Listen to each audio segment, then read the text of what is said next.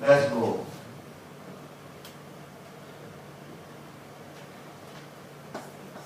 Steps for conflict resolution. Find the real cause. You need to know the root cause of the problem. If you don't, you can't manage or solve the problem. So that is very important. Find the type of conflict. You know, what is it? Expectation, imposition, or nature. Evaluate the consequences of the problem.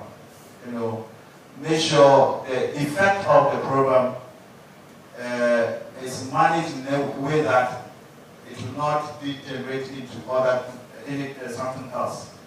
It's very important. Discuss the problem in order to find a solution.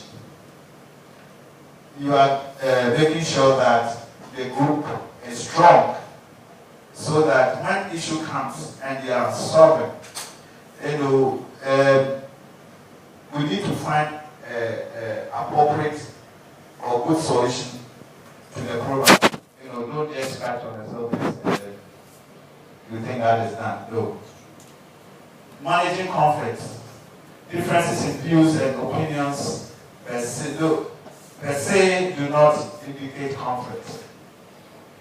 Conflict arises when these differences cannot be harmonized and goes to affect the unity and performance of the group. I think I'm talking to my, who can explain that? Yes, my sister here.